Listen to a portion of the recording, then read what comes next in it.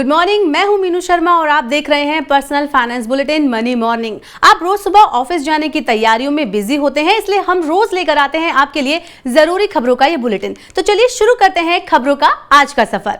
Yes bank ने पेश की नई टेन्योर वाली एफडी। 25 और 35 महीने होगी इनकी अवधि। 25 महीने वाली एफडी पर मिलेगा सामान्य ग्राहकों को 7.50% ब्याज। सीनियर सिटीजन को दिया जाएगा 8% ब्याज। 35 महीने वाली एफडी पर वरिष्ठ नागरिकों को मिलेगा 8.25% इंटरेस्ट।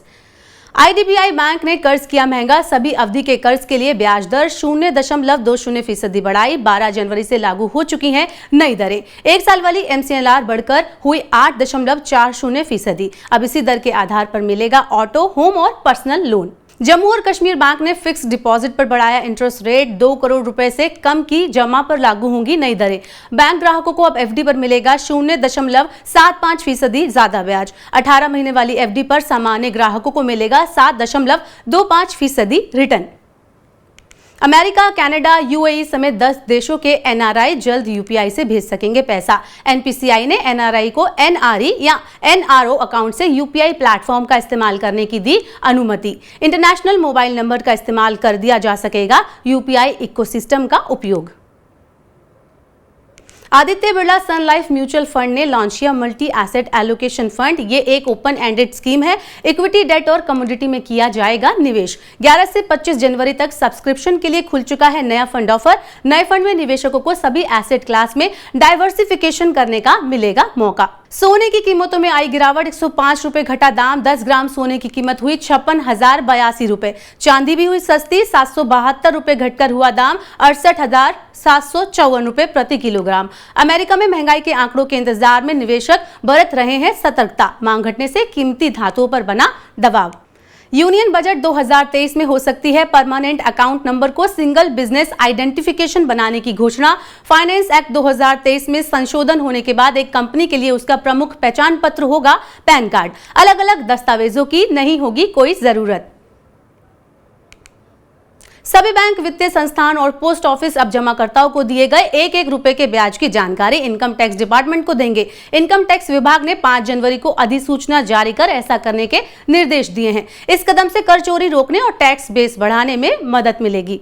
राज्यों की रैंकिंग में महाराष्ट्र शीर्ष स्थान पर है। कामकाज में उत्तर प्रदेश की स्थिति बेहतर। ओवरऑल रैंकिंग में तमिलनाडु तीसरे स्थान पर है। पर्यावरण के हिसाब से आंध्र प्रदेश सूची में अव्वल है। रेटिंग एजेंसी केरेज ने तैयार की है राज्यों की रैंकिंग।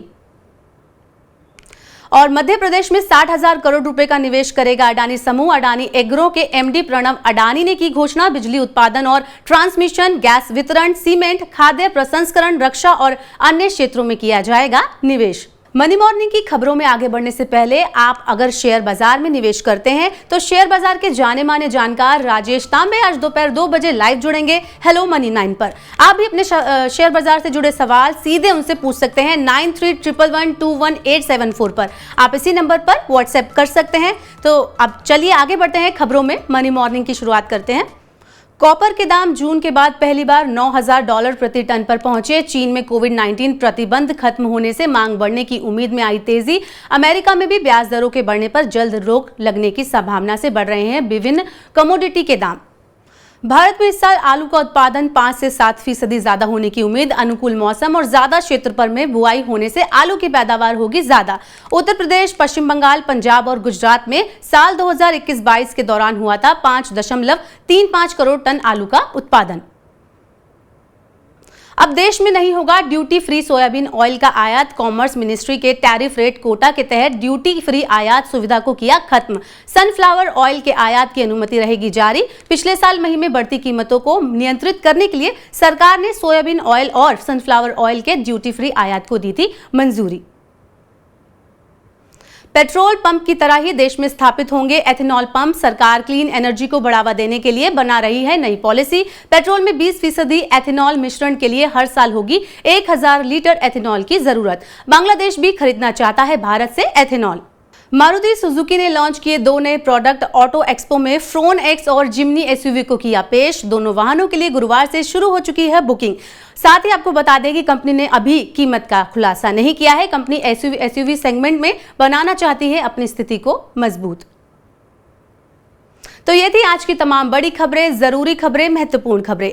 पर्सनल फाइनेंस की ऐसी ही अन्य खबरों के लिए सब्सक्राइब करें हमारे यूट्यूब चैनल को और जरूर डाउनलोड करें मनी9 का मोबाइल ऐप।